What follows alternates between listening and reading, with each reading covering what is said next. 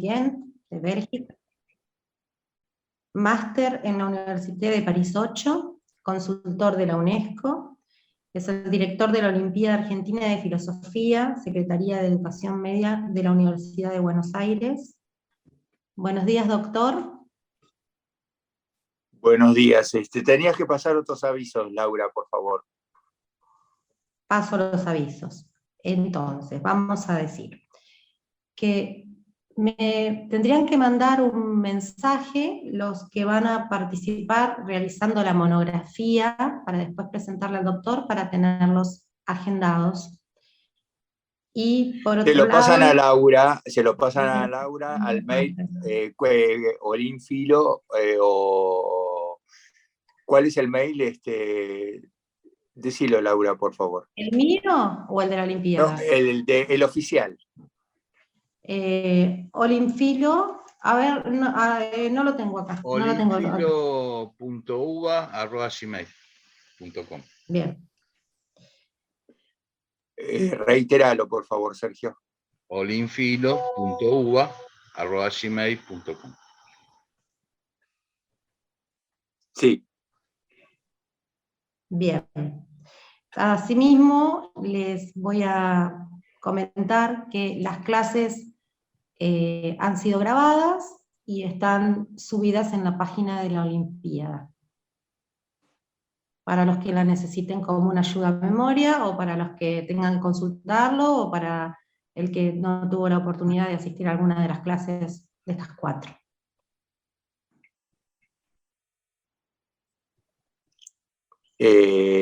La conferencia. La conferencia, ahora pasamos a la conferencia. La conferencia próxima va a ser el día 15 de septiembre a las 11 horas. El tema es traducir idiomas, es traducir culturas. Estará a cargo del semiólogo, especialista en griego clásico y corresponsal de guerra, el licenciado Rubén Guillemi. O sea, jueves 15 de septiembre a las 11 horas. ¿Cómo se inscriben? Se inscriben mandando un mail a la Olimpiada, al mismo que recién mencionamos. De todas maneras, les vamos a mandar la invitación. Exactamente. Y si no, se inscriben con los coordinadores que tienen cada uno, ¿no? Sí, para la conferencia vamos a hacer que se inscriban a la Olimpiada, y si no, nosotros les vamos a mandar a todos las invitaciones, tanto a los asistentes a esta reunión como a todos los coordinadores jurisdiccionales y escolares, para que puedan asistir junto a sus alumnos o verlas desde el aula. Por eso elegimos esa hora, porque la mayoría de los coordinadores escolares y los alumnos están en las aulas en esos momentos.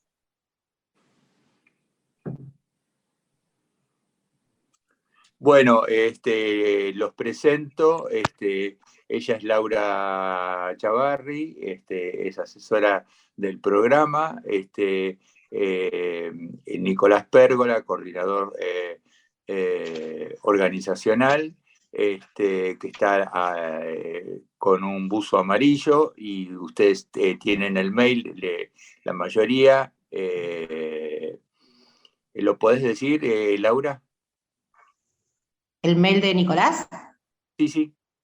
NP, arroba, creo que es No, np.olinfilo@gmail.com. Bueno, el de Victoria Villa. No los tengo yo acá los mails, no los tengo en este Ahí momento. lo anotó Nicolás, para todo el mundo. Si podés anotar el de Victoria Villa, Nicolás.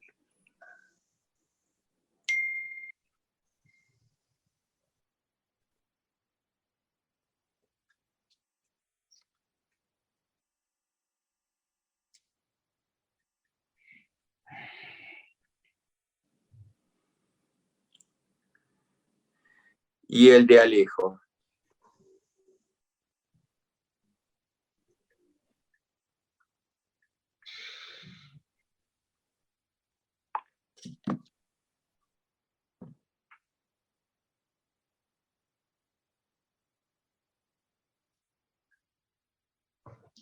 El de Alejo y el de Laura, por favor.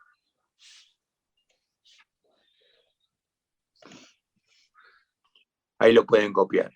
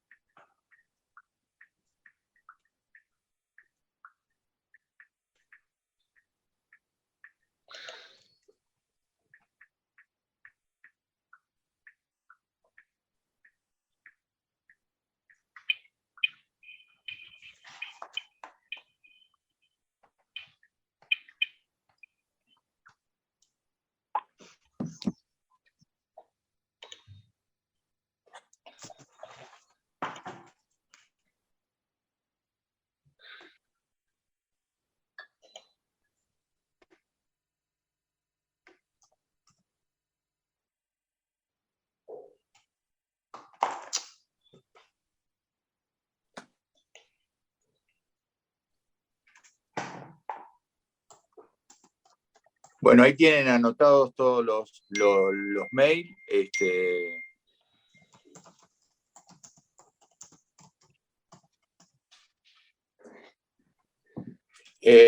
Habíamos dado algunas preguntas la vez anterior. Yo hago un resumen, mientras Laura busca una cuestión que tiene que buscar. Bien, buenos días a todas y a todos.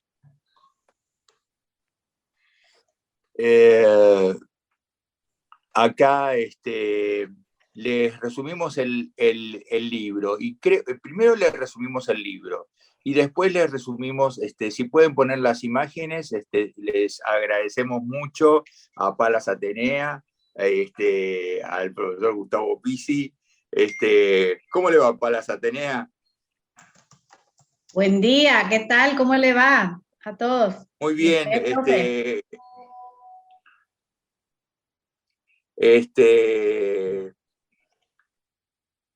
se lo podés pedir, ahí está, perfecto. Bueno, yo te las voy a pedir, Laura, esta cuestión. Sí. Bueno, este libro tiene 4 partes, ¿sí? Uno, en su evolución, recuerden esto, uno parte de un gran problema que tenemos, tanto los ciudadanos como fundamentalmente los intelectuales, es partir de conceptos abstractos, es decir, Dasein, Verstegen, Usía, y no llevarlos al pueblo. Nosotros estamos entre dos extremos, entre la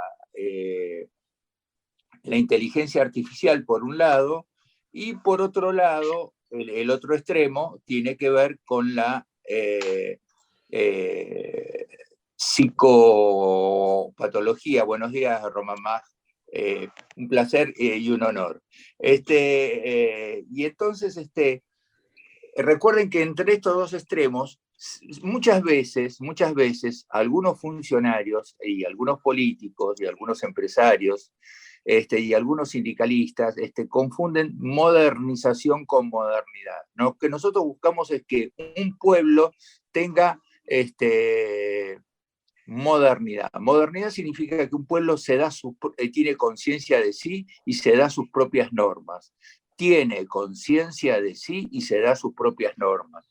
Un pueblo es civilizado cuando aplica la razón a sus problemas. Como decía Gregorio Weinberg, más cercano a nosotros, en el fragmento preliminar, Alberdi, tener una filosofía, tener un concepto de nación. Tener un concepto de nación supone supone tener un concepto de agro, tener un concepto de industria, tener un concepto de industria cultural. El otro día discutíamos en otro grupo de trabajo si hay una industria cultural o no, y si con la introducción de los libros digitales merma o no la industria cultural. La industria cultural se define como el conjunto de libros que hacen que se modifiquen las representaciones. Recuerden que si uno tiene una categoría, por ejemplo, causalidad, después eso guía nuestras percepciones, ¿sí? Y entonces nosotros vamos de el mundo de la vida, o Lebenswelt para los alemanes, o mundo de la vida para los franceses, el segundo Husserl, y de la crisis de la ciencia europea, y el primer Dussel de los textos vinculados al humanismo semita y el humanismo griego, empiezan a trabajar los núcleos ético-míticos de nuestro país, los núcleos ético-míticos, que es un concepto que sale de Riquet. Y toda la hermenéutica crítica, que es la que seguimos, y que la filosofía de la liberación trata de que una persona no se puede liberar intelectualmente si no se liberan las condiciones materiales de producción. No se liberan las condiciones materiales de producción. Buenos días, Mariela González Ronza. Un placer y un honor. Y entonces, Marcelo Campilongo, un placer.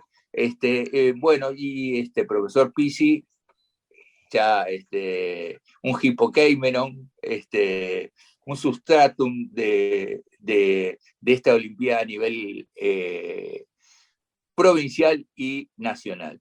Entonces, nosotros el viernes que viene, ¿vieron cuando una persona dice vamos a tomar una cerveza o vamos a tomar un café? Bueno, la Olimpiada es un pretexto para socializar el conocimiento. Es un pretexto para socializar el conocimiento. Es un pretexto para divulgar el conocimiento, sin vulgarizarlo. Pensar con categorías teóricas, ¿sí? Una filosofía económica que toque, por ejemplo, el equilibrio fiscal, que genere ciudadanos autónomos. Y por eso sapere aude, es el dicho de la Olimpiada, que se hizo más fuerte en estos últimos 12 años, una cosa por el estilo. ¿Por qué se hizo más fuerte? Porque pese a los esfuerzos del gobierno nacional que nosotros seguimos, y el plan Conectar, el licenciado Daniel Filmus, el licenciado Preisic, el licenciado Silioni, y todos los que han estado al frente del Ministerio Nacional, con los cuales nos hemos reunido y nos vamos a reunir con el licenciado Preisic, porque nosotros somos la única Olimpiada que tiene reconocimiento internacional, porque somos los fundadores de la Olimpiada Argentina de Filosofía en Argentina, desde 1997, y formamos parte del Comité Internacional desde 1998. Desde 1998 formamos parte del Comité Internacional, auspiciado por UNESCO, por la Sociedad de Profesores de Filosofía y del Comité Internacional. ¿Sí? Ojo, eso pasa en otros países también, que hay dificultades de todo tipo. El mundo actual es un mundo muy opaco, muy oscuro. Entonces, lo que tratamos de poner es un poco de luz, de vínculo, como diría la licenciada Mariela González, de organizar grupos, como diría el licenciado Pisi, de formar una sociedad con pensamiento crítico, con pensamiento crítico. Crítico significa, como diría la licenciada Susana Silvero, palas Atenea para los íntimos.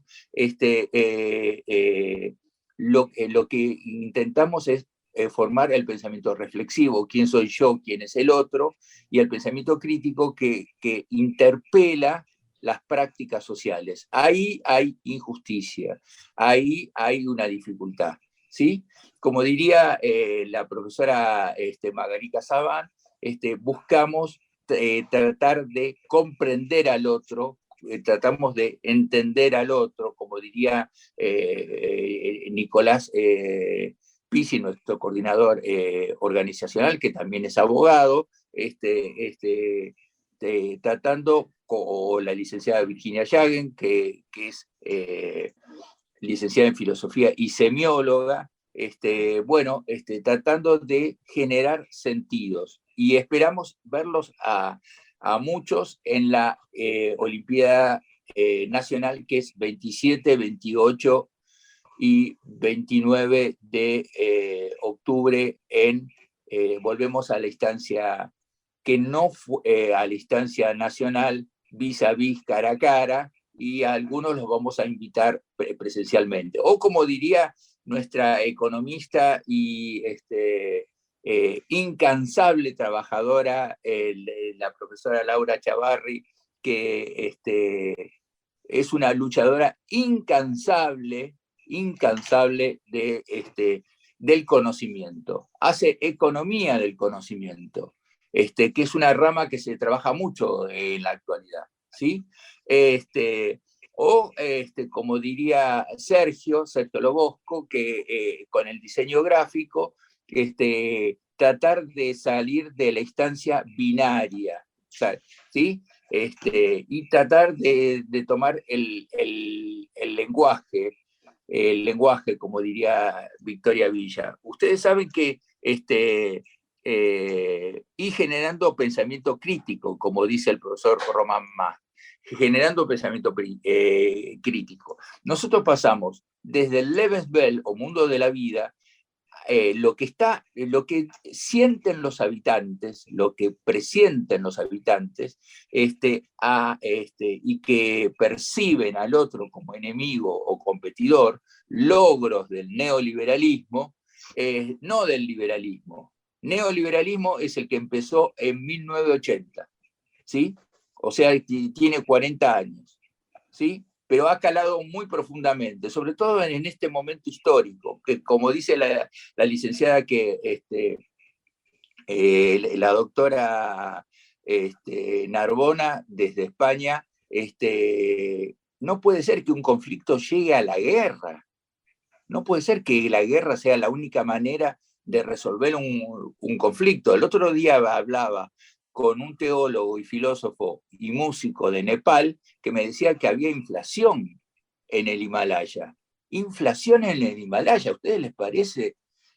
Son preguntas que nosotros nos hacemos. O que muchas cosas se hacen en la India y después pasan a Suiza. Entonces, de lo que se trata en el mundo actual, como dice Enrique Dussel, de pensar la filosofía vinculada a la geopolítica, pensar la filosofía vinculada a la geopolítica. Decía, el mundo de la vida o Lebenswelt. Después pasamos al imaginario social. El imaginario social tiene que ver con cuando se hace un colectivo, ¿sí? Y cuando hay una suerte de mayor racionalidad, Después de eso, pasamos a la apropiación conceptual. ¿Cuál es el problema de los intelectuales? ¿Cuál es el problema nuestro?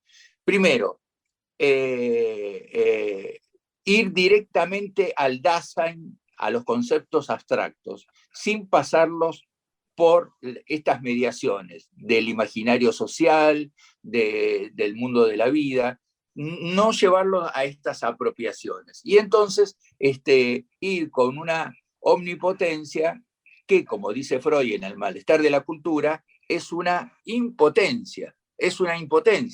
Y de lo que se trata esta impotencia frente al mate que se toma la profesora Mariela González sin ninguna culpa, de lo que se trata. Ahora le vamos a dar las preguntas como para unos minutos ustedes puedan pensar estas preguntas. De lo que se trata es de generar una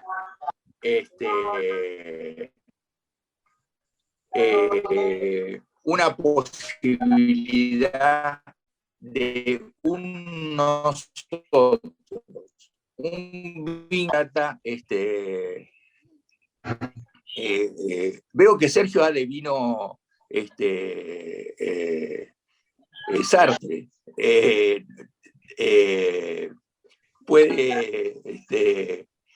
Sabemos que Sartre era muy feo, pero era un gran luchador. No más feo que yo. ¿Cómo le va, profesora? Y entonces nosotros lo que intentamos es generar un nosotros incluyente. Y de lo que se trata es de pasar del Lebenswelt y ponerlo en palabras, ponerlo en conceptos, ¿sí? De lo que se trata de generar un nosotros incluyente, de generar un nosotros incluyente. Y eso se logra poniendo los conceptos como, trabajando los conceptos como una intervención teórica, como una intervención. Los conceptos no es erudición solamente. Como me dijo alguna vez algún profesor, usted leyó un diccionario razonado francés, el Littré.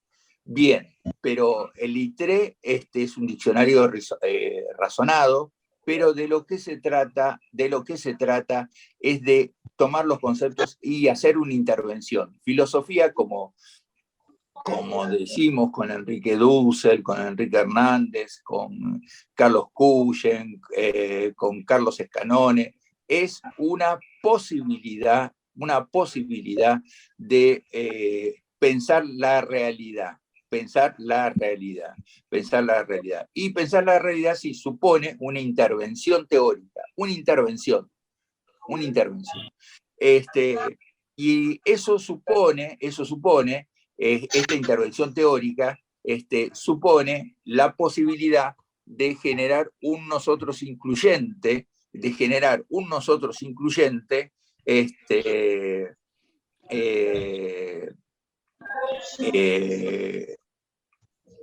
Graciela Tasma Quiñones, que tiene doble apellido, nos dimos cuenta que Tasma, las cosas significan, dicen algo, ¿sí? Dicen algo, nos generan la posibilidad de pensar juntos.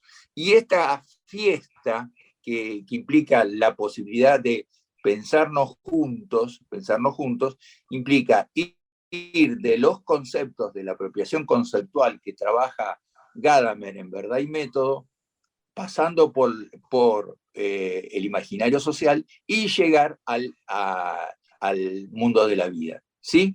Bueno, esto es muy, muy importante. ¿Por qué es importante? Porque implica que pensar es pensar la realidad. Y no pensar solamente lo que dice alguien, sino pensar la realidad. Y pensar la realidad supone una cuestión de intervención, y no pensar que la filosofía no tiene que ver con la geopolítica. La filosofía tiene que ver, ¿sí? El otro día hablaba con un experto de UNESCO, el doctor Manuel Bernales Alvarado, que muchos de ustedes lo conocen, ha estado en distintas presentaciones. ¿Cómo podemos llegar a un nosotros en este momento tan semiótico? Nosotros tenemos un grupo de investigación que se llama semiosis social, es decir, la producción de sentido, ¿sí? Trabajando en vinculación con Guattari, y Deleuze, y divulgar sin vulgarizar la cultura, ¿sí? Bien, recuerden esto entonces, Lebenswelt o imaginario social, pasar de eso, de lo que le pasa a cada uno, al imaginario social, y del imaginario social al mundo de la vida. Y uno, del mundo de la vida al imaginario social, y de ahí a la apropiación conceptual. Ahí lo dije bien. Y de lo que se trata es de pensar juntos. Este curso después lo vamos a seguir presencial y digitalmente,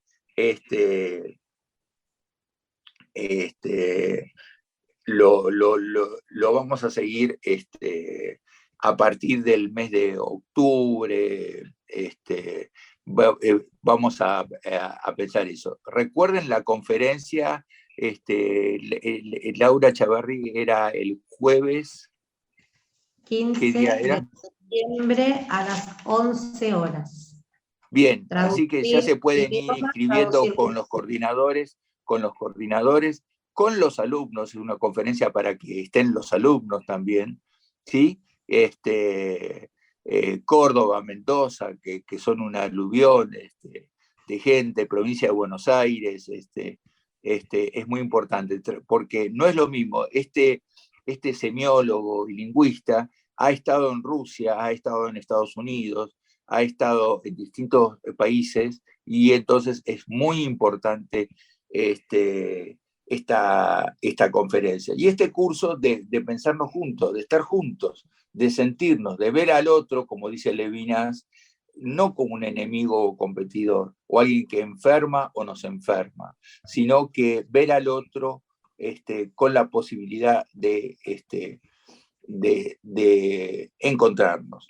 De lo que se trata es de generar un nosotros inclusivo, ¿sí? De generar un nosotros inclusivo. Acá, por ejemplo, el doctor Bernales me está mandando un mail porque está conectado por streaming con nosotros. Estas conferencias muchas veces llegan por streaming a California. Y por supuesto que saludamos al secretario de Educación Media y al Oscar García, y al subsecretario Mariano Echenique, y a nuestro flamante rector,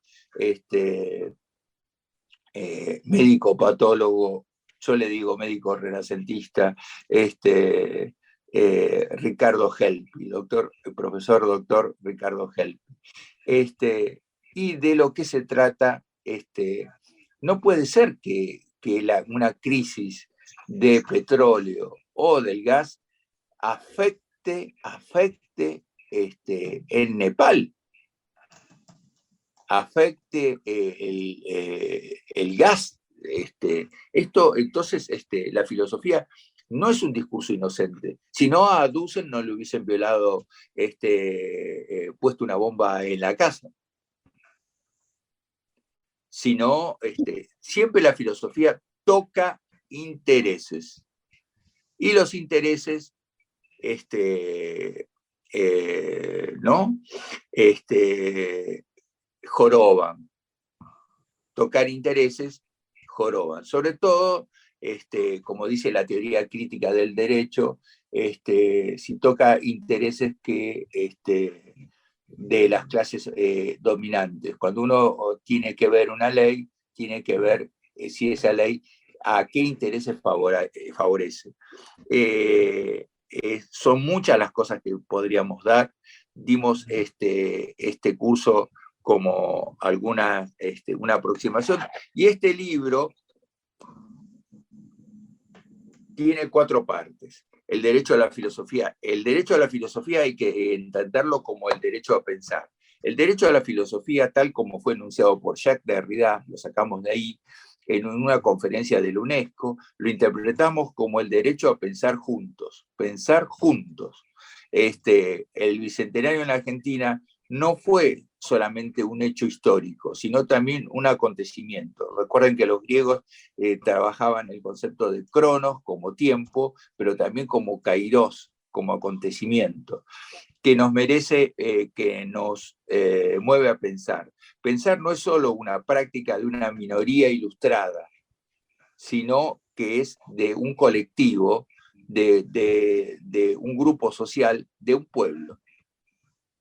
Por eso es muy importante poder escuchar el discurso de algunas personas y ver si aparece la palabra pueblo ahí, ¿sí?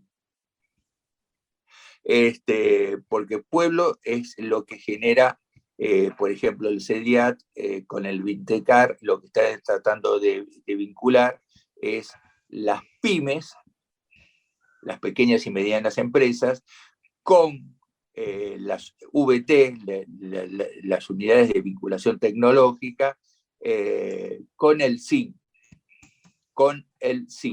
¿sí? El Consejo de Rectores. Pensar no es solamente una práctica de una minoría ilustrada, sino una práctica de una comunidad que quiere recuperar sus núcleos ético-míticos. ¿Cuáles eran los núcleos ético-míticos a comienzo del siglo XX? Crisol de Raza, ¿sí? el granero del mundo. Después pasamos a ser en el 2003 el sojero del mundo. Eso es Crisol de Raza. Eso es los núcleos ético-míticos, al decir de Paul Ricoeur. Y toda la filosofía de la liberación parte de estos conceptos. Se puede recuperar la historia de una zona, de un país, de una región, a partir de un pensamiento tomado como intervención. El pensamiento es una intervención en la realidad. Pensar es un derecho de unos sujetos que para devenir tales, superando su historia llena de fracturas y fragmentos, afirmaba Gregorio Weinberg, el primer presidente honorario de la Olimpiada. Premio Conex de Platino, vicepresidente del CONICET, escribió la historia de la humanidad para la UNESCO, Gregorio Weinberg. Pero eso lo entendemos como un derecho a pensar en común. Es un derecho de la filosofía de una comunidad, con sus fracturas y sus rupturas. Hay un libro de Gregorio Weinberg que se llama Tiempo, Destiempo y Contratiempo, que habla de las crisis, nuestras eternas compañeras, ¿sí? Y lo escribe hace bastante tiempo, ¿sí? De una falta de memoria o los abusos del olvido, para recuperarnos a nosotros mismos y no nos festejemos como pura exterioridad, para decirlo como Hegel, todo externo, sino que sea algo vivo, vital, interno. Es decir, debemos deconstruir los presupuestos de que nuestros niños, y acá entra una cuestión muy importante, que es cómo un niño, un joven que está pensando con categorías digitales, el profesor puede, que tiene las ideas de patria, nación y Estado, llegar a él, ¿no? Porque las prácticas emiten sentido. Debemos de construir esos presupuestos e instituir, como dice Castoriadis, prácticas educativas que generen una práctica teórica que dé lugar a una enseñanza y a un aprendizaje, a una educación filosófica. La educación filosófica tiene que ver con la filosofía de la educación. Filosofía de la educación. Que dé lugar a una enseñanza y un aprendizaje, a una educación filosófica, y que dé lugar a sujetos que sean sabios, que tengan una posibilidad de encontrarse y pensar, procesar la realidad, así como una procesadora. Por eso tomamos el pensamiento analógico de Levinas, de Dussel, de Hernández, y en un mundo histórico social donde los ciudadanos sean conscientes de sus derechos, ¿sí? Como dice Judith Butler, hay un libro que habla de y que me ha recomendado la brillante jurista y filósofa Soledad Alcosta, lo performativo en el derecho, que esto comenzó en el 2014, donde haya políticas culturales y ambientales en un mundo más humano, donde haya alteración de las prácticas sociales y no repetición de lo mismo. Este libro consta de 4 partes. 4 partes. Las preguntas que vamos a dar son de la tercera parte, que dimos la vez anterior. La primera parte trabaja la relación entre el derecho y la epistemología, y habla de una cuestión muy importante. Una vez alguien me preguntó, una persona con mucho estatus social, si Lévi-Strauss era lo mismo que el creador de los pantalones Levi's. Entonces yo me pregunto, ¿por qué un cientista social, un filósofo, un politólogo, tiene que pensar tanto, y los miembros de la primera junta, médicos, abogados, sacerdotes, todo, no tienen que pensar tanto? Entonces este libro trabaja toda la primera parte que tiene que ver con la relación entre epistemología y derecho. Esto lo vamos a ver más detenidamente en el desarrollo de la segunda parte del curso. Después una segunda parte que tiene que ver con la filosofía de la praxis. Después una tercera parte que trabaja la filosofía como disciplina de síntesis. ¿Esto con qué tiene que ver? Con la posibilidad de hacer síntesis con las redes sociales, con la información de los medios, ¿sí? De ahí hay una palabra de los alemanes, Sicherheit, que significa eticidad. Buscar una eticidad entre los argentinos en América Latina, ¿sí? Y cuando no aparecen las palabras, aparecen la violencia. La violencia es la ausencia de la textualidad de las palabras. Las palabras son texto. Después hay una parte que se llama Cronos, Kairos y Olvegue, que es un texto, notas a partir de Derrida. Ustedes saben que Derrida defendió su tesis a los 50 y pico de años, y esto significa, él ya era Derrida conocido en el mundo, y de lo que se trata es de poder pensar ese tipo de cuestiones. El tiempo de una tesis a partir de Jacques Derrida. Y después un texto que ha tenido bastante buena recepción, que se llama Patologías de la Filosofía y Filosofía de las Patologías. Ustedes saben que el maestro de Foucault era Canguilhem, que era médico y filósofo. Y la última parte, que la vamos a mencionar, tiene que ver con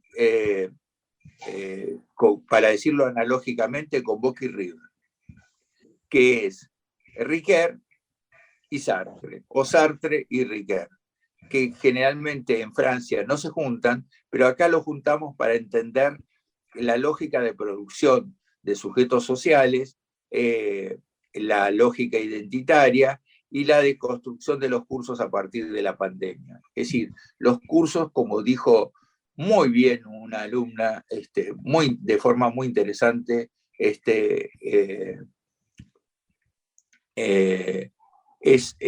se han deconstruido. Y ahora estamos en un punto intermedio, ¿sí? Estamos en un punto intermedio donde los cursos se dan o forma presencial o se dan en forma digital. Entonces, bueno, ¿qué significa la filosofía como disciplina de síntesis? Bueno, habíamos dado unas preguntas que le vamos a a pedir a nuestra colaboradora Laura Chavarri que para que ustedes se muteen unos minutos y las terminen de anotar y de escribir, así podemos después contestarlas, ¿sí? Primero le pedimos la opinión de ustedes, porque no todos han leído el libro, algunos lo han comprado, nos han comentado, y algunos se los vamos a dar a los que quieran hacer monografías. Nos vamos a juntar y van a mandarle a los coordinadores que llevan las provincias y a olinfilo.uva@gmail.com, lo tienen anotado en el chat de la Olimpiada, pueden escribir. Recuerden que el viernes 2, de 10 en adelante, es la Olimpiada, y cada coordinador jurisdiccional o referente jurisdiccional dice un discurso de parte nuestra. Nosotros vamos a tratar de estar cercanos a cada uno, pero para formar un sapere aude colectivo, es decir, una ilustración colectiva, y no guiarnos por los prejuicios que están determinados emocionalmente. Como decía una tesis de Andrea Burgos, lamentablemente muy joven, que ha partido,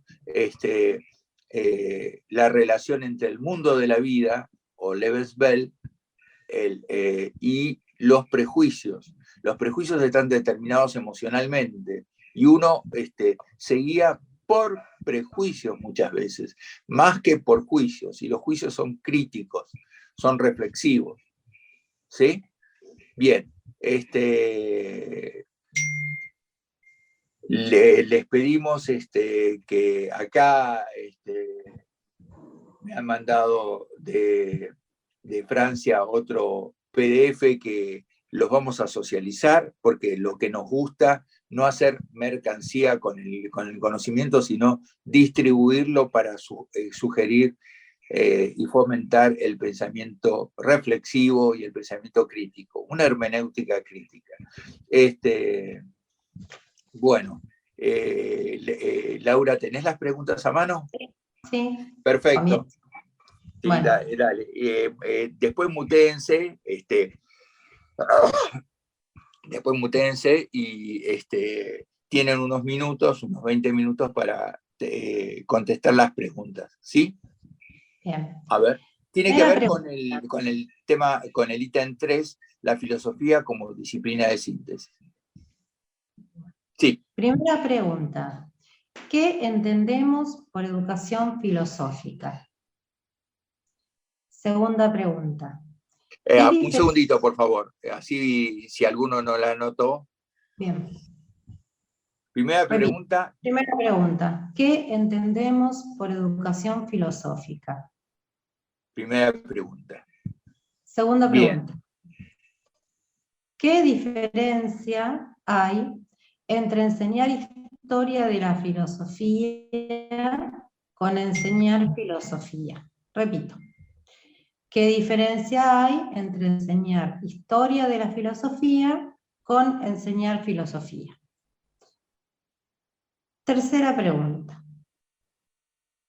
¿En qué sentido la filosofía sintetiza la historia cultural, historia del símbolo de una cultura, la historia social, la geopolítica de Dussel, la sociología, la psicología social, el imaginario social de un grupo, una región, una ciudad, el poder, la ciencia política y sociología?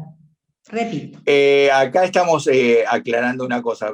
¿Podés leerla de vuelta, sí, Laura? Y yo te voy parando. ¿En qué sentido la filosofía sintetiza la historia cultural? La historia cultural es la historia de los símbolos. De la cultura. ¿Sí? Yo te voy parando. La historia de los símbolos. Según Chartier, según Emilio Burucúa acá, ¿sí? La historia de los símbolos tiene que ver con los símbolos de una cultura que identifican a esa cultura, de una región, de un país, ¿sí? Bien, eso entre paréntesis. ¿Qué más sintetiza? La historia social, sí. La La geopolítica. historia social tiene que ver con la perspectiva donde, o sea, Hegel decía que la filosofía es una época puesta en conceptos, una época puesta en conceptos. Entonces, la segunda parte es la aclaración de la pregunta. La segunda parte es la aclaración de la pregunta. Seguimos. La geopolítica, Dussel. Sí, sí. Hablamos aclaramos Dussel, porque geopolítica y Dussel va todo unido, porque Dussel piensa que la filosofía tiene que ver con la geopolítica. La sociología. La construcción social del conocimiento, cómo se construye socialmente el conocimiento, y se pasa de una sociedad feudal a una sociedad moderna, donde hay modernidad, donde hay un pueblo que tiene conciencia de sí y se da sus propias normas. Sí. La psicología social. La psicología social. Social de un grupo, una región, una ciudad. Exacto, todo eso entre paréntesis. El poder, y entre paréntesis, ciencia política y sociológica. Bien, cuando hablamos de poder, entre paréntesis, ciencia política o sociológica. Esta pregunta tiene subpreguntas. ¿Y en qué medida la filosofía sintetiza eso? Sintetiza lo que pasa eso. Hay un librito que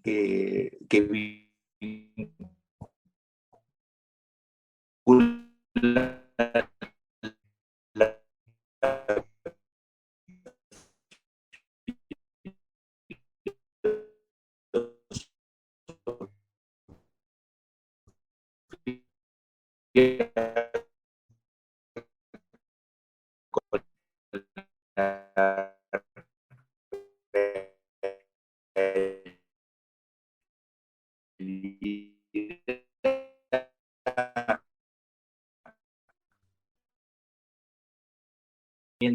reflexivo, el pensamiento reflexivo y el pensamiento crítico es un pensamiento que genera, que pone en crisis.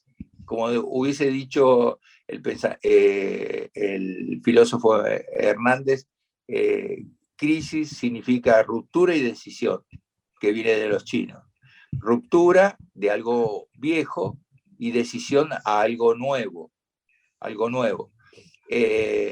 Por eso Castoriadis trabaja lo instituido, por qué los bancos están sentados en una misma línea, y lo instituyente, lo nuevo, la génesis de lo nuevo. Cuando uno se imagina que las cosas podrían ser de otra manera, es cuando comienza lo nuevo. Castoriadis lo trabaja en la institución imaginaria de la sociedad, eso, ¿sí? Y en figuras de lo pensable. ¿Sí? Es un gran pensador, como lo ha sido Paul Ricoeur, y que le pidió, hay un libro sobre Castoriadis que Ricoeur, que Castoriadis le dedica varias páginas a Ricoeur, porque los dos trabajaron en el imaginario social, es decir, que uno puede hacer las cosas de otra manera, Bueno, y podríamos agregar las redes sociales, ¿no? Bueno, son las 11, son las 12. Falta la cuarta pregunta, ¿la formulo? Ok, dale. ¿Qué relación tiene la filosofía con los diseños curriculares y las prácticas sociales?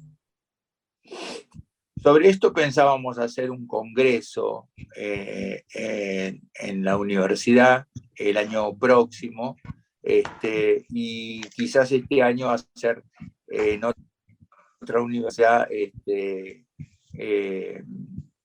las jornadas de políticas educativas en filosofía, donde hemos sacado ya alrededor de 4, 5, 7 libros que hemos hecho en la Universidad de Tandil, en la Universidad de Mar del Plata, en distintas universidades del país.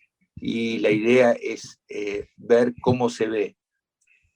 Pregunto, ¿por qué en el día de San Martín, en Mendoza, se lo pregunté a la Asociación Sanmartiniana, hay un granadero caminando por toda la calle de Mendoza y alguien tocando un instrumento musical? ¿Y por qué en el resto del país no?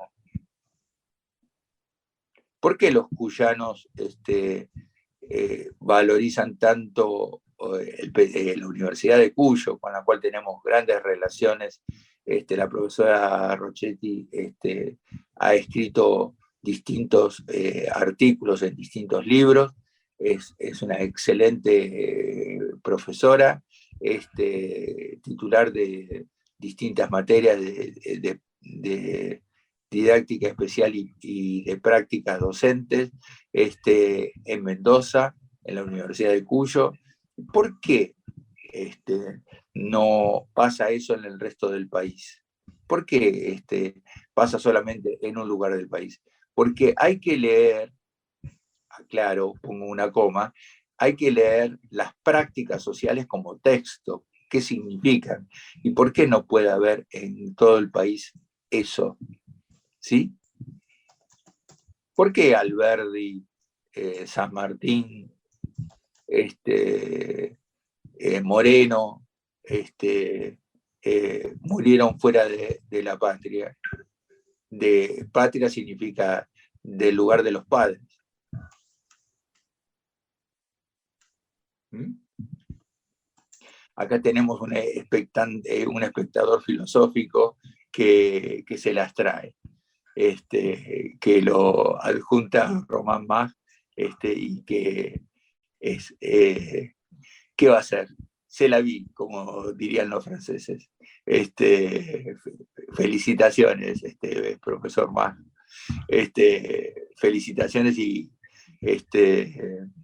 va a ser no un repetidor de los viejos paradigmas, sino un generador de nuevos paradigmas, seguramente. Sí.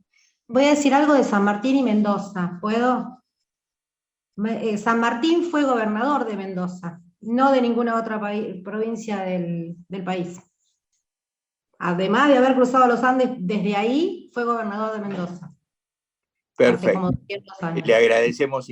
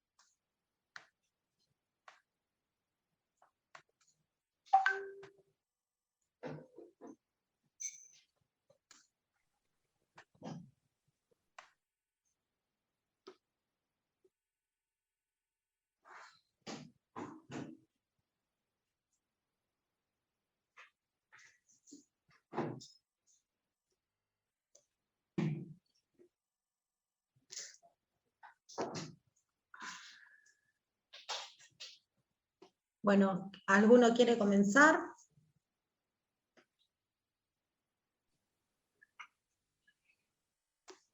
¿Alguno quiere comenzar a hablar de la primera respuesta? ¿Qué entendemos por educación filosófica? Bueno, buenas tardes. Yo entendí que es una forma de enseñar y transmitir valores y conocimientos en la que vivimos, pero también sirve para poder introducirnos en la historia, para poder sacar de toda esa historia algo positivo en la actualidad. La filosofía encierra mucho conocimiento, educativo, también humano, y que nos lleva a poder entender al otro, como nos enseña en psicología social, poder interactuar para que podamos relacionarnos y mejorar la calidad de vida de nosotros también y de los demás. Hay muchas situaciones a donde la filosofía tendría que estar, hasta políticamente, digo yo. Y me pregunto, ¿un filósofo podría estar gobernando un país con todo el conocimiento, la inteligencia, toda la sabiduría? ¿Podría estar gobernando un país? Eso es lo que le pregunto a nuestro maestro. Sí, según Platón sí, pero es importante que nos quedemos con preguntas y no que se cierren.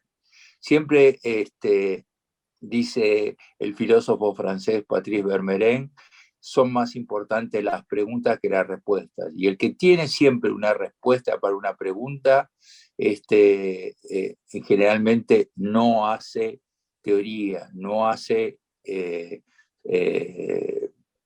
pensamiento crítico, no hace filosofía, sino de lo que hace es el que tiene respuesta para todo y no tiene preguntas, es bastante dogmático, prejuicioso, y son más importantes las preguntas que las respuestas. Platón lo ha intentado, eso que dice la profesora, y es muy importante poder pensar eso. Bueno, si querés, Chavarri, podés ir a la segunda pregunta, o no sé si alguno quiere contestar más la primera pregunta. ¿Qué tal? Buen día. Perdón. Buenos días, profesor. ¿Cómo le va? Lo estábamos extrañando. Bueno, gracias. No, disculpe, resulta que esta semana nos avisaron que están cambiando los currículum de los terciarios y tuvimos una reunión ahora y bueno, el martes nos visita la referente de la DES, así que bueno, trabajando también en ese aspecto. Así que disculpas. No, por favor. Es un placer y un honor que esté usted acá. Bueno, gracias. No, con respecto a la primera pregunta, la compañera habló de Platón. Yo voy a acercarme a Platón en cuanto al uso de metáfora, porque me parece que nos ayuda así como a seguir discurriendo, a pensando. Y el concepto de educación lo tomo etimológicamente de la palabra educere, ¿no? Como alimento, ¿no? Entonces, de ahí me parece que si educere es alimento, ¿no? Educar.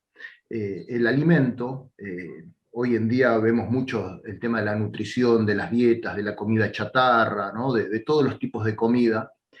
Y en filosofía creo que nos sucede algo similar también, ¿no? Hay que aprender a discernir, ¿no? Cuál es el alimento que permite, de alguna manera, el fortalecimiento y el desarrollo de la existencia, ¿no? Personal y comunitaria en general. Cuál es ese alimento que ayuda a fortalecer tanto los vínculos sociales, ¿no? Como la existencia, ¿no? El deseo de la vida, el estado de abierto, ¿no? Según las distintas perspectivas que uno lo quiera ir planteando, ¿no? Entonces me parece que la enseñanza de la filosofía es un poco ese discernimiento, y en esto no hay ley ni forma cerrada, lo que a unos le hace bien a otros le puede hacer mal, ¿no? Al diabético le hace mal el azúcar, y al al que tiene hipertensión le hace mal la sal.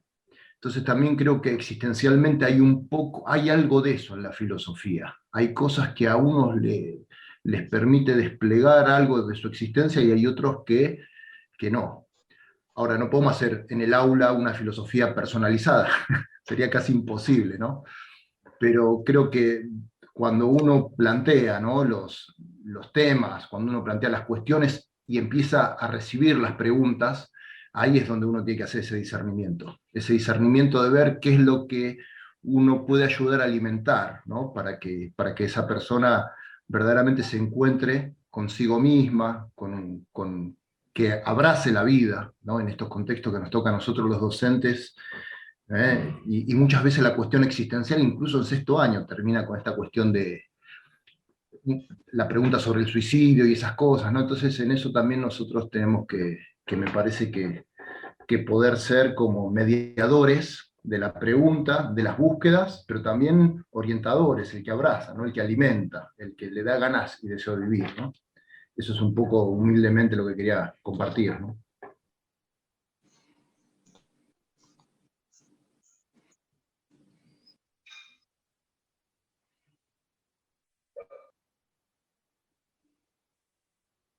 Perdón, ¿alguien más quería referir algo al punto 1? Si no, avanzo hacia el 2.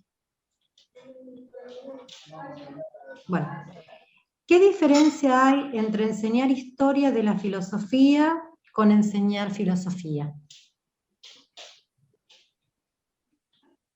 Bueno, yo quería, ¿se escucha? Sí, Gustavo. Bien. No, que me estaba acordando cuando hablaba el profe recién de un texto muy lindo que está disponible en todos lados, de Humberto Eco, que se llama El oficio de pensar, que seguramente muchos lo conocen, no sé si lo conocen, es una página. Yo siempre empezaba mi curso de filosofía leyendo ese texto de Eco, de Humberto Eco. Me parece que es muy interesante y es gracioso también el texto. Bueno, él dice empieza el texto diciendo que un chico de 15 años le preguntó a qué se dedicaba. Y bueno, él le costó un poco explicarle, y él dice que su oficio era ser pensador. Pero bueno, y esto lo relacionaba con esto lo relaciono con el tema de la historia de la filosofía. Y dice una parte de Humberto Eco ahí, dice, a nadie se le ocurriría repetir o decir lo mismo que dijo Platón hoy, porque hasta te tomarían como ridículo, no sé, algunas cosas que dijo Platón son contextualizadas digamos, nos tacharían hasta de ignorante, digamos. Para Platón, no sé, no teníamos un montón de descubrimientos que teníamos ahora. Entonces dice, lo que hay que reavivar, o lo que hay que, cuando enseñamos a Platón, digamos, es la pregunta, como decía Marcelo recién, o sea, ¿cuál es la pregunta de Platón y cuál es la respuesta que dio Platón a algunas cuestiones que son fundamentales y que, bueno, y hoy son las mismas preguntas que tenemos nosotros, hoy, digamos, ¿cierto? Ningún filósofo ha respondido las cosas totalmente, nunca, y en realidad le respondió en un momento y ahora tenemos que volver a responder cada uno. Como decía el profe recién, cada uno personalmente tiene que hacer su propio camino. Por eso la filosofía tiene que ser una disciplina que le enseñe, que los ayude a los jóvenes a hacerse las preguntas también, ¿no? Porque en una sociedad tan abarrotada de respuestas, como decía, digamos, viste que hay tantos que tienen todas las respuestas, digamos, nadie se hace ninguna pregunta, digamos, ¿eh? O sea, yo el otro día leí, ahora acabo de publicar en el Facebook una nota sobre que el agua de lluvia ya no es potable, no se puede tomar más el agua de lluvia, está contaminada, en ninguna parte del mundo se puede tomar. Y me impactó bastante, toda esta semana estoy con esa pregunta. Pero, ¿por qué? Digamos, esa pregunta nadie se la hace, digamos, ¿por qué? Digamos, ¿no es cierto? Entonces, hacerse esa pregunta es revolucionario, digamos, me parece, porque ¿por qué no podemos tomar más el agua de lluvia? Digamos, una pregunta hoy que cuestiona el poder, digamos, ¿no es cierto? Porque el poder ha implantado una mirada sobre la naturaleza como recurso explotable, que es una pregunta revolucionaria, digamos. Entonces, un tema tan sencillo y simple que aparece como una nota de color en un portal, viste, aparece como nota de catástrofe, no sé, Wanda Nara se peleó con el novio. Y una nota de color abajo, no podemos tomar más el agua de lluvia.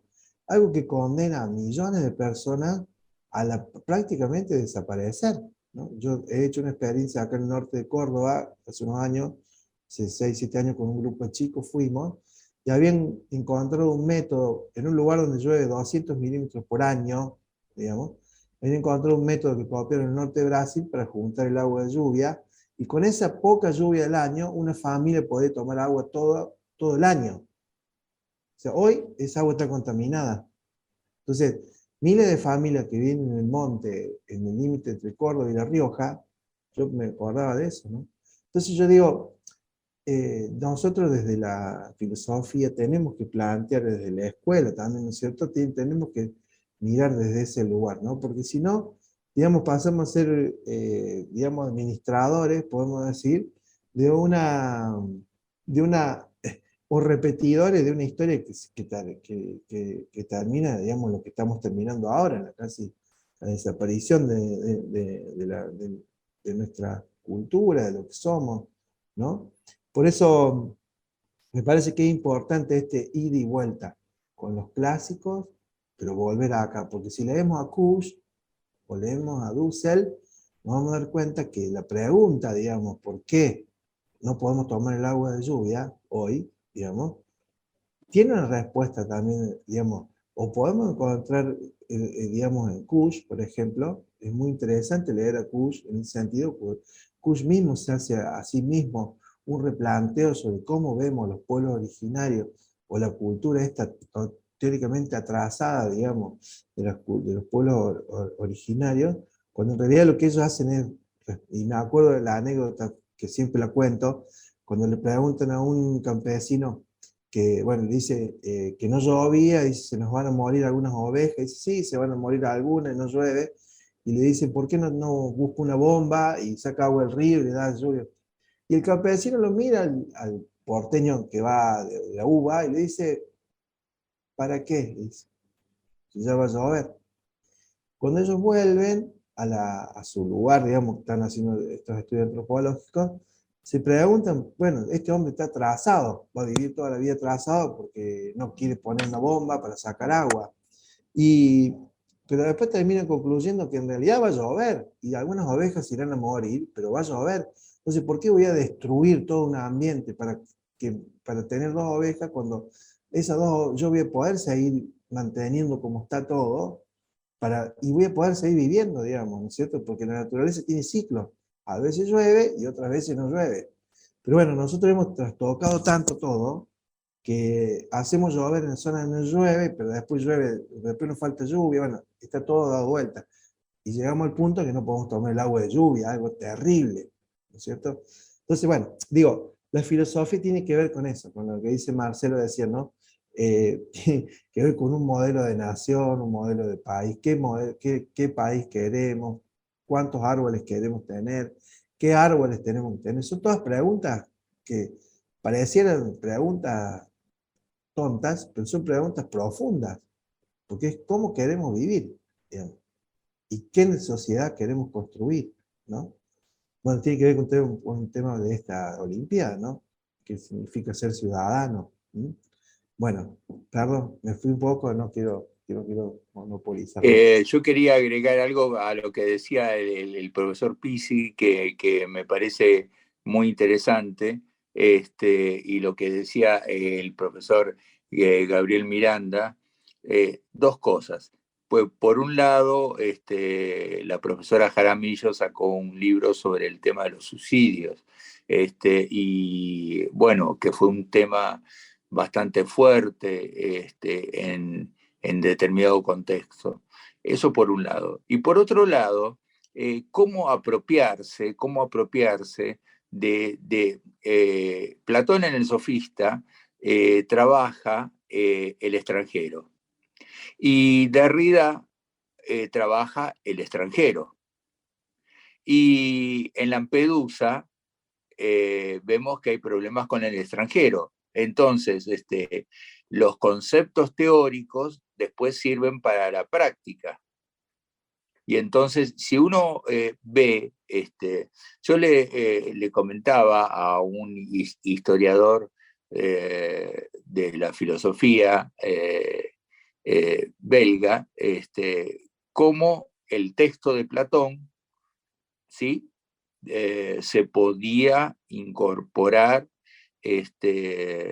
a el texto de Derrida sobre qué es un extranjero, y después se puede llevar, no dogmáticamente, sino a cuestionar qué pasa con Lampedusa, o qué pasa con los extranjeros en Argentina, qué pasa con la extranjería, bueno, este tipo de cuestiones, que siempre con el objetivo de la integración cultural. Es decir, que la filosofía tiene que ver con nuestro presente histórico. Recuerden que Napoleón, ¿sí? Cuando pasaba Hegel, decía, ahí van las nuevas ideas. Y Sergio me recordaba en los otros días cómo la modernidad, no modernización, distingan bien este concepto, modernidad se olvidó, tiene la igualdad, la igualdad, libertad, y se olvidó de la fraternidad, que es un trabajo que en Italia lo trabaja Biagio, un filósofo político Biagio, y en Argentina hay toda una red mundial que lo trabaja Enrique del Percio. Y entonces esto es realmente muy interesante, y está en el libro matriz del año anterior, del año 2019, ¿sí? Bien. Le doy la palabra a Laura. Bueno, podríamos entonces continuar con la tercera pregunta, que es esta, que es extensa. ¿En qué sentido la filosofía sintetiza la historia cultural, historia del símbolo de una cultura? ¿Voy cortando de a pedazos o la vamos a hacer toda junta? Si querés, cortá lo que va entre paréntesis, no hace falta, ya lo entendimos. Bien, la historia social, la geopolítica, la sociológica, la psicología social.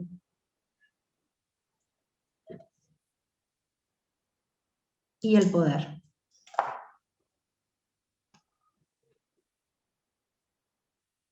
¿Alguien quiere hablar un poco de esto?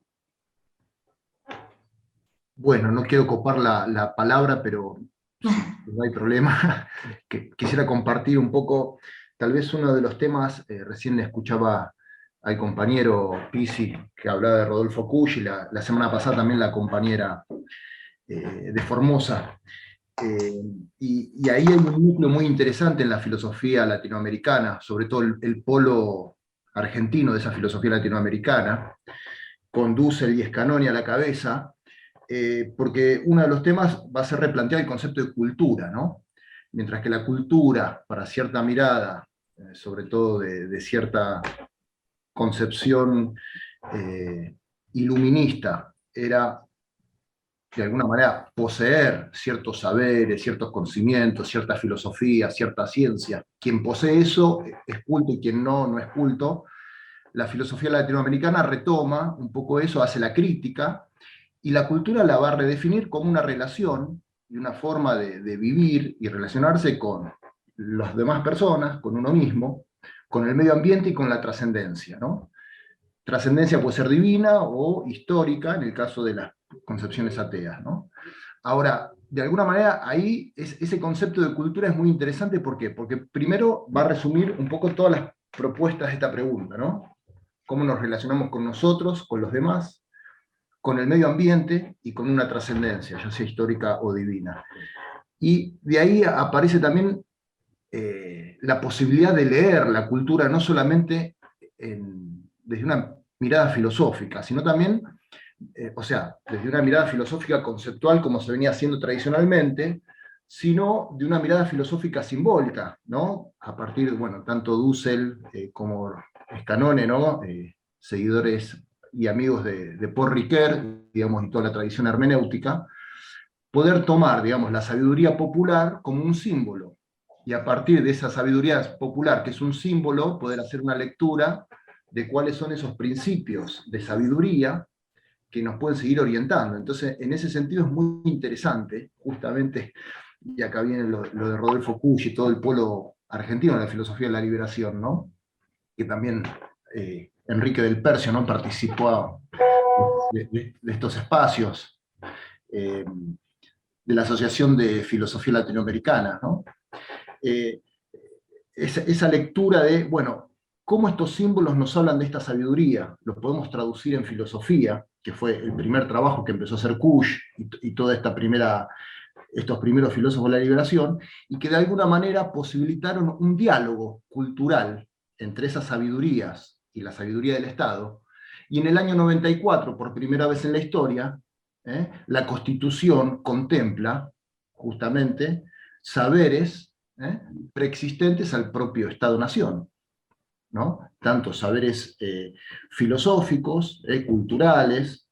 Entonces, como que la historia y el dinamismo permitió, y acá creo que la tarea de la filosofía de la liberación fue clave, permitió ayudar a dar palabra y a ponerla, de alguna manera, a discutir académicamente a estas otras formas de filosofía, como llaman algunos filósofos decoloniales, estas filosofías otras o estas formas de pensamiento, a que se puedan dialogar en estado de igualdad, por lo menos, a saber que hay otras epistemologías, otras formas, y pueden de alguna manera plantearse en estado de igualdad. Al punto tal que llega, no sé, el Papa Francisco planteando un documento que se llama La Nueva Amazonia, a decir que los pueblos originarios del Amazonas, en última instancia, tienen más conocimiento sobre el cuidado del medio ambiente que la modernidad occidental que se quedó en el camino. Y en todo caso, es la modernidad occidental la que debería aprender de ellos. Entonces, es interesante, de alguna manera, al correr el foco de la definición de cultura, cómo uno puede empezar a dialogar con todas las perspectivas, y creo que esa es una potencia interesante para que sigamos desplegando, ¿no? Un poco quería ser mi aporte. Por eso, profesor, al comienzo hablábamos de el mundo de la vida o Lebenswelt de los alemanes, después cómo se lleva a la apropiación conceptual, al imaginario social, y después a la apropiación conceptual. Es decir, leer desde la apropiación conceptual. Nosotros en el 2015 sacamos un libro que se llama La antifilosofía en la escuela media y universidad, que va a estar en papel en la final y que lo tenemos digitalizado, y que está en la página. Y si no está en la página, le preguntan a Nicolás Pérgola, a Victoria Villa, a Laura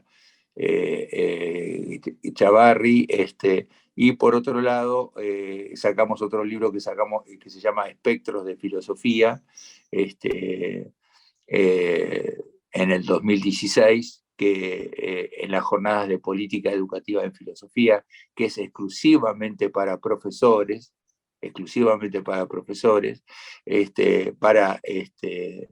y sacamos otro libro en el 2018, La condición humana en la era de la posverdad, todos con trabajos de los miembros del equipo que yo he compilado, y he escrito algunos artículos, como Filosofía de la Patología, Patología de la Filosofía, he escrito un tema que nosotros damos por presupuesto. ¿Qué le interesa a una economista como Laura Chavarri? ¿Qué le interesa, por ejemplo, los conceptos de la alfabetización pedagógica, y cuáles son los obstáculos epistemológicos?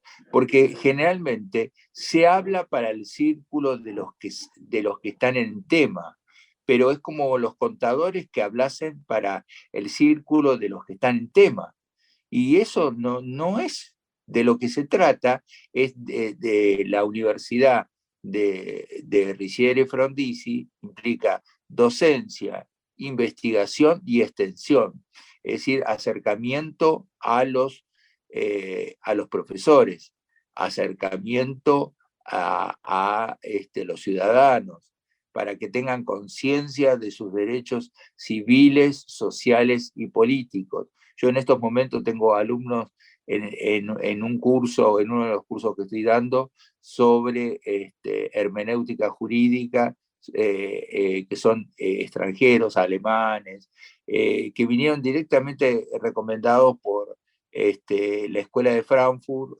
Axel Honneth, etc. Y le llamaba la atención cómo en Argentina es conocido Axel Honneth, por el tema, por ejemplo, del reconocimiento y menosprecio, y que es un texto que yo pongo en la cátedra, y que se difunde y que genera una conciencia social. Las preguntas que les he dado tienen que ver con mis intereses, que tienen que ver con la historia social, la historia cultural, con la sociología del conocimiento, con la filosofía política. Yo trabajo una filosofía política educativa, con la posibilidad de generar un nosotros incluyente, y hay con la posibilidad de instituir nuevas prácticas. ¿Por qué puede ser que se quiera sacar a través de los estados la materia filosofía, o se la reduzca al máximo en España, en Iberoamérica? Y no, los alumnos cada vez se inscriban más en las Olimpiadas de Filosofía. ¿Por qué?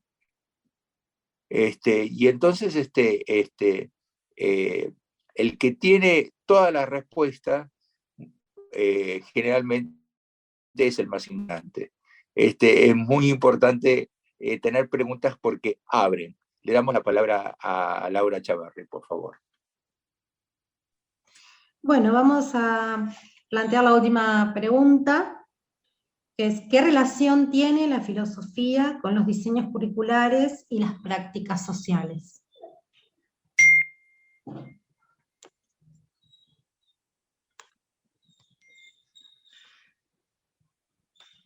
A ver, ¿algún profesor que quiera acá hablar? No, bueno, también copamos, no sé. Nos coparon los profesores, hombres. Los varones, las mujeres no, Hoy las mujeres están calladas, qué cosa rara, ¿eh? Bueno, sí, raro. Bueno, no, lo hablamos un poco el otro sábado pasado, pero bueno, tiene que ver con esto que yo también, a lo mejor, si le interesa, le puedo compartir un texto que escribí sobre esto, sobre el poco espacio que tenemos en los diseños curriculares, que decía que digo, a la historia, la geografía, la matemática, desde jardín de infante hasta sexto año, un montón de horas cátedra, y en la filosofía 2, 3 horas o 4, con mucha suerte, en el último año del secundario, que tenemos que explicar qué es la filosofía, para qué sirve. Cuando terminas todo eso, se terminó el año, digamos, diste muy poco. Y los chicos que, bueno, la experiencia de la Olimpiada, como dijo Marcelo recién, nos da la pauta de que en realidad los chicos están muy, o sea, la filosofía puede ser muy interesante. Bueno, yo también tuve una mala experiencia acá en la Universidad de Villa María. La materia de filosofía está como una materia obligatoria para todas las carreras. Y me parece muy interesante, pero bueno, a veces también corremos el riesgo, y la verdad que mi esposa y mi hija estuvieron ahí, y llegaron a odiarla de filosofía. ¿Por qué? Porque, bueno, está dada desde un lugar de un conocimiento histórico solamente, digamos, bueno, dan historia de la filosofía, y que en un pensamiento anclado en la Edad Media prácticamente. Entonces, digamos, ha sido muy contraproducente para la Universidad de Villa María esa mirada de la filosofía. Cuando a mí me ha tocado preparar muchos chicos en filosofía, porque así estudié ingeniería o contador público, tenés que rendir filosofía y la dan con una mirada así muy historicista, digamos, ¿no? Entonces, que no está mal la historia de la filosofía, pero me parece que es interesante que podamos, nosotros desde la Olimpiada, el trabajo que estamos haciendo, que hace Marcelo hace muchos años, que cada uno en su lugar, tratamos de darle esta mirada que nos parece interesante de la Olimpiada, que la filosofía esté anclada en la realidad, digamos, que los problemas filosóficos tengan que ver con la realidad. Pero tampoco hay que negar este carácter, o sea, dar historia de la filosofía. A mí me ha pasado como profe también, cuando era muy joven, empecé a dar filosofía, me parecía que había que poner a los chicos en discusión, todo esto. Pero bueno, nos pasamos discutiendo noticias, pero sin fundamento, digamos. Por eso, entonces hay que dar una filosofía anclada en la historia, digamos, pero que pueda repensar la realidad. Y eso no es fácil hacerlo, es difícil. La Olimpiada lo hace bastante bien, muy bien, digamos, pero que en la cotidianeidad se nos hace complicado a los profes de filosofía hacer esta doble, digamos, estudiar a Platón, contextualizando la actualidad, traerlo, llevarlo a la realidad, porque hay que estar, digamos, pendiente de lo que está pensando los chicos, digamos, hay que tener el oído puesto en la realidad, pero también sin dejar de lado nuestro papel de transmisor de un conocimiento que es histórico también, ¿no es cierto? Y relacionarlo con lo latinoamericano. A mí me parece que es muy importante revitalizar. Acá en Córdoba lo hicieron hace unos 5 o 6 años, hubo una reunión de todos profesores de filosofía, me pareció muy interesante, para que bajaran los materiales sobre filosofía latinoamericana. La verdad que fue muy interesante para toda la provincia de Córdoba. O sea que hay herramientas. Pero bueno, después hay otra limitación, también en nuestra provincia, por ejemplo, me pasa a mí en el colegio que dirijo actualmente, la profe de filosofía de 6º año, ella misma me dijo, yo no tengo formación filosófica, o sea, es profesor de psicología y en su carrera no tuvo filosofía, ni un año. Entonces, bueno, hacen lo que pueden, uno trata de darle herramientas y todo lo demás, pero entonces hay una falencia en la formación de los docentes de filosofía muy grande también, porque no hay docentes, son muy pocos, pero bueno, ahora gracias a Dios las facultades de filosofía hace unos años están teniendo mucho más inscritos, ¿no? Y entonces, bueno, ese es nuestro desafío, creo, como Olimpiada y como profesor de filosofía, instalar la necesidad de la filosofía y de la formación de los profes de filosofía en nuestros colegios, ¿no? ¿Puedo hacer un aporte? Sí, profesora. Sí, cómo no. Bueno, voy a hacer un aporte psicosocial, por lo cual va a ser un aporte controvertido. Como suelen ser los aportes psicosociales que cuestionan, ¿no?, ciertas cosas. Yo lo que veo en todo esto que estamos trabajando es la lucha de paradigmas, ¿no? El neoliberalismo hizo un trabajo muy, muy hondo, muy profundo, en donde los paradigmas son antagónicos a los postulados filosóficos que se plantean acá en este seminario, ¿no? Entonces uno tiene que hacer como un trabajo de deconstrucción. Marcelo planteaba al principio esto de los encuentros filosóficos como una excusa vincular, ¿no? Y yo lo que observo es en los adolescentes, en los jóvenes y también en distintas grupalidades, el tema de la productividad. Está como instalado el chip de la productividad. Como que los vínculos tienen que generar algún resto productivo de algo, ¿no? Y pareciera ser como que ese resto productivo de algo remite al plano económico, financiero, la moneda, ¿no?, el dinero, en donde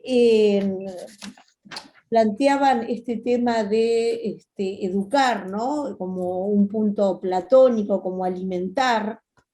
Y yo, si lo tengo que relacionar con las sociopatologías y el consumo problemático, ¿no? Y la ausencia de esa nutrición social y álmica que se completa o se intenta completar, en verdad no se completa, con los consumos problemáticos en los adolescentes, hay toda una cuestión, yo lo veo como un engranaje perverso que fomenta todo esto. Entonces la filosofía, desde mi punto de vista psicosocial, viene a ser ese cuestionador que molesta porque estaría rompiendo con los beneficios de unos pocos en detrimento de muchos y estaría debilitando los grupos de poder. Esa es la explicación, no como algo cerrado, sino como para abrirlo. Quizás pensaba en esto de ser más activos con esto de la filosofía, ¿no? Como una herramienta fabulosa, y de animarse también a confrontar, ¿no? Que no significa ni la guerra, ni la posición esquizoparanoide, ni matar al enemigo, sino también esto de abrir cabeza, ¿no? Ayudar a las personas a pensar, a salir de la matrix del neoliberalismo de la producción. Esto es lo que yo veo. Digamos que es muy interesante lo que comentaba Mariela, y ya que nos llamamos por el nombre, yo les cuento que para mí, cuando se habla de las profesiones neoliberales o de las profesiones liberales, licenciado en economía, licenciado en abogado, contador, médico, etc. Yo estoy haciendo referencia, y no casualmente, sino causalmente, a el tema de los licenciados, los profesionales de la educación, porque me parece que el tema de la educación es un tema muy importante, y que tiene que ver con la posibilidad de generar nuevos modelos alternativos que generan nuevas prácticas, ¿no? A mí me pidieron antes de la pandemia, y vamos a ver si lo reflotamos, un seminario nacional, un congreso nacional sobre el malestar de la filosofía, su desubicación en los diseños curriculares y las prácticas sociales. Porque evidentemente cuando no hay prácticas sociales, cuando las prácticas sociales son mudas, aparece más la violencia, aparece más los robos, aparecen mucho más, y estamos hablando del mundo de Lebenswelt, del mundo de la vida, ¿sí? Y esto es muy importante, la ausencia de conceptos y dar historia de la filosofía como dar filosofía como historia de la filosofía es una cuestión muy, muy importante. Antígona, de Formosa, no me acuerdo su segundo, Marlene. Quisiera decir algo antes que finalicemos. Justo estaba escribiendo en el chat. Sí, no, gracias. Yo agradecerles por todo. La verdad que cada encuentro a mí me produce una gran experiencia, ¿no es cierto? Y me voy enriqueciendo con los aportes de los profes, que son todos excelentes profesores, y con la profesora Mariela, que también es psicología, que aporta muchísimo, y es así como ella dijo. Y retomo un poquito lo de Kush también, ¿es cierto? Yo hice mi tesis, bueno, estudié muchísimo Kush y me encanta la filosofía de la liberación. Y esto tiene que ver, ¿no es cierto?, con la geopolítica, con esto que nos pasa a nosotros, lo que nos pasa en cada contexto, ¿no es cierto?, esta realidad que está acá es dentro de otra realidad, otras realidades. Y es cierto, desde Formosa también tenemos muy pocos profesores en filosofía, somos muy poquitos. Y dentro de la institución educativa, como en los institutos de formación docente, el espacio de filosofía dan profesores de historia, de sociología, politólogos, entonces no tienen casi el perfil filosófico. Entonces ahí es donde, por eso yo el otro día hablaba que yo desde mi lugar tengo esta posibilidad en mi aula de hablar desde acá, me siento cómoda, porque es como que yo encuentro este lugar donde realmente me están entendiendo lo que yo quiero hacer en el aula con los jóvenes, de hacer esto de pensar, ¿no es cierto?, de amar el pensamiento, de generar debate, de generar interrogantes de lo obvio, porque a veces se naturaliza tantas cuestiones, ¿no es cierto?, que ahí está el problema, que no tenemos ese espacio para pensar o repensar lo que nos está pasando como sociedad, como persona, como joven. ¿Qué clase de joven estamos formando? ¿Qué clase de ciudadanos estamos formando? Las nuevas generaciones, el tema de los valores, como decía la profe también, que la filosofía también es formar en valores, formar ciudadanos críticos, personas pensantes, no mecanizadas, no solamente que produzcan conocimiento que sirva, ¿no es cierto?, como productividad, pero sino que generar buenas personas, pero más humanizantes, con más valores. Hay valores, cierto, pero hay ciertos valores que están ahí en crisis y justamente por eso vemos en la actualidad la crisis de valores, pero justamente porque no están presentes. Y ahí estamos también los profesores de las nuevas generaciones con las viejas concepciones de educación, ¿no es cierto?, que como que ya no hay esperanza, ¿para qué vamos a enseñar valores si ya vienen así? Entonces ahí es donde nosotros, como profesora de filosofía, trato de generar las preguntas, y es que, así como decían el profesor Pizzi, ¿no es cierto?, hoy estaban hablando de todo esto, de cómo el espacio de filosofía es muy importante, porque debe generar el debate, debe generar, abrir la mente y la mirada crítica que necesitamos, porque estamos muy... yo no sé si hay una palabra que no me sale ahora, es como que ya lo llevamos tan naturalizado en nuestro ser, en nuestro cuerpo, desde nuestra biología. Me parece que ya está enquistado esto de que así es, así son las cosas, ya no podemos hacer nada, los docentes ya para qué vamos a cambiar lo que ya está, ya es como que no hay esperanza. Eso también me genera este taller de que, como le dije al principio, me gusta porque me siento acompañada también desde esta mirada de ustedes, del doctor Lobosco, desde Laura, que me hace todo lo posible para que yo esté aquí. Y bueno, y eso es mi aporte. Por eso la filosofía debe ser transversal, debe estar en todas las carreras de formación docente, ya sea en matemática, en química, en donde sea, porque al ser docente estamos formando justamente seres humanos y ciudadanos. Entonces ahí está el pensamiento que yo quiero llegar al interrogante: ¿qué ciudadanos queremos ser? ¿Qué clase de país queremos? ¿Qué es lo que nos espera acá 10 años? ¿Cómo yo me veo dentro de 10 años como profesora? ¿Será que voy a seguir para abajo o voy a seguir para arriba?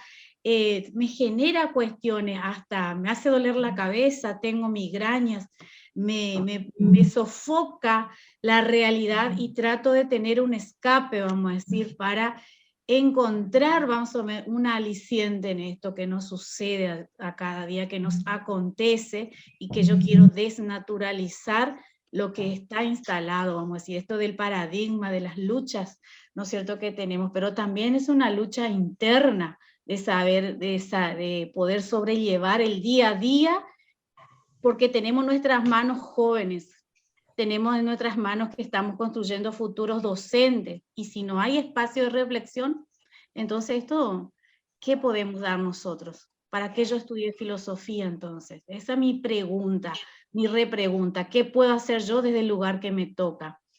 La reflexión, la autorreflexión me genera este taller, y me genera esto de los espacios curriculares, porque cada vez se está recortando los lugares y no se forman profesores en filosofía con esta clase de pensamiento, ¿no es cierto? Le agradecemos Corto porque es muy largo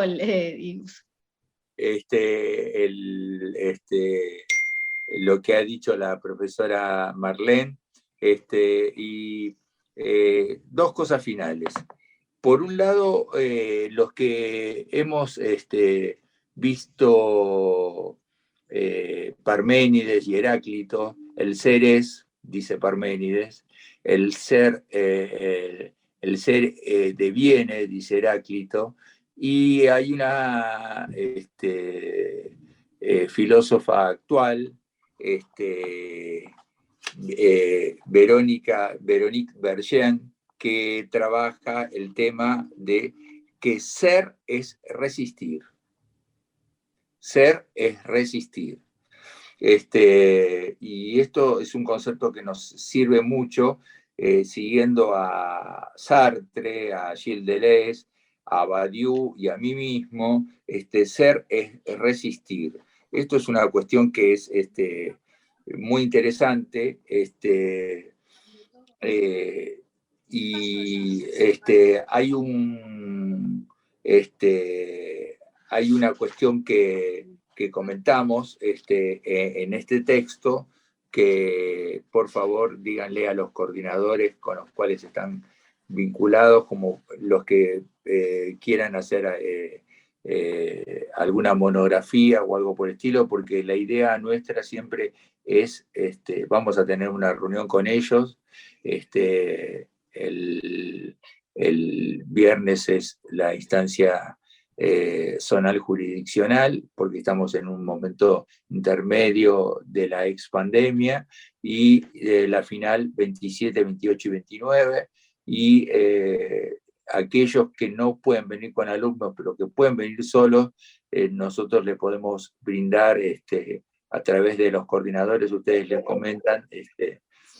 Hay una cuestión que es interesante, que dice Riquet en hermenéutica y crítica de las ideologías, que hay una analogía entre el texto y la acción. Es decir, que la acción tiene una textualidad, dice algo, la posición del otro sentado, cómo está sentado, cómo está diciendo sus cosas, cómo está escuchando al otro, desde dónde está parado, desde dónde está sentado, dice algo, significa algo, no es casual. Si alguien está escuchando y desde una cuestión, ya sea comunicacional, ya sea comercial, ya sea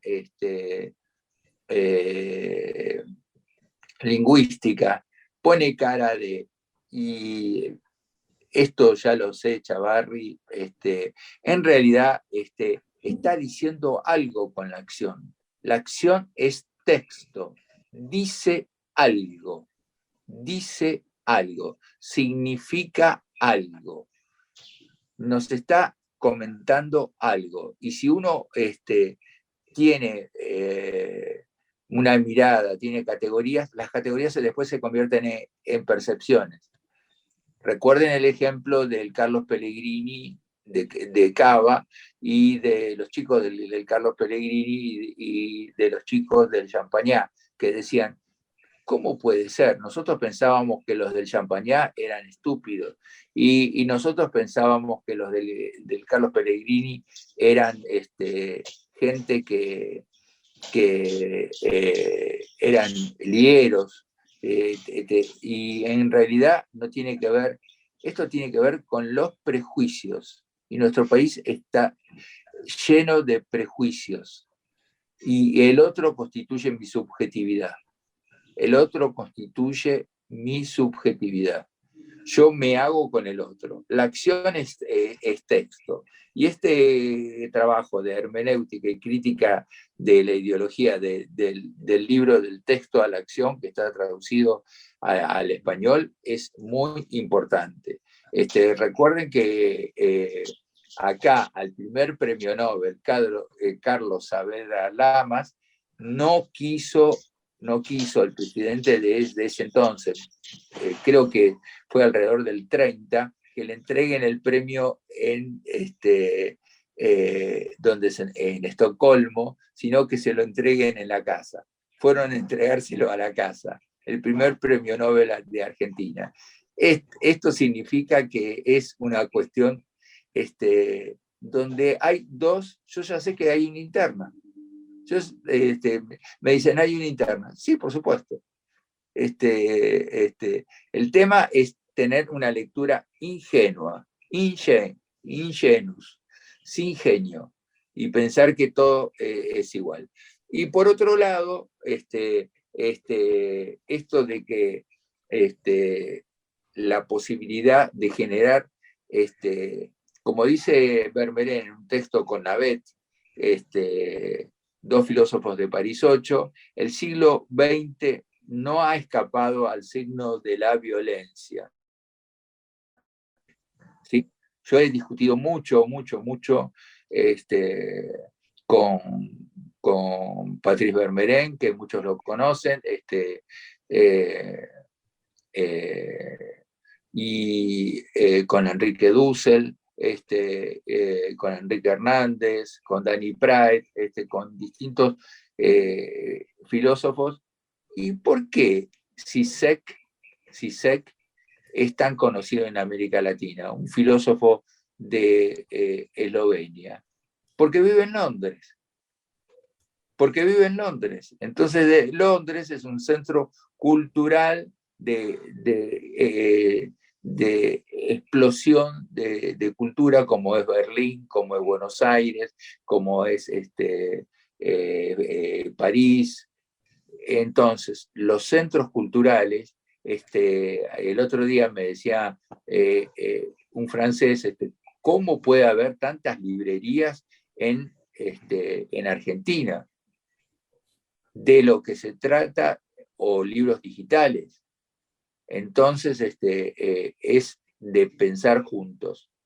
Les agradecemos mucho la presencia, y recuerden que toda acción de ustedes deja una huella.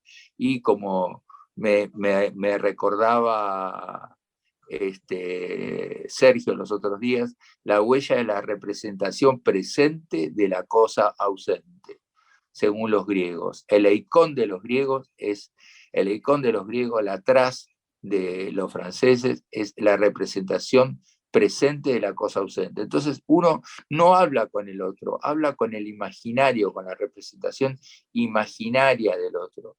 Entonces, este es un país, toda filosofía implica una política, pero no estamos hablando de una política partidaria. No. Cada cual puede seguir la política que quiera o ser apolítico. Lo que implica es una praxis de acciones.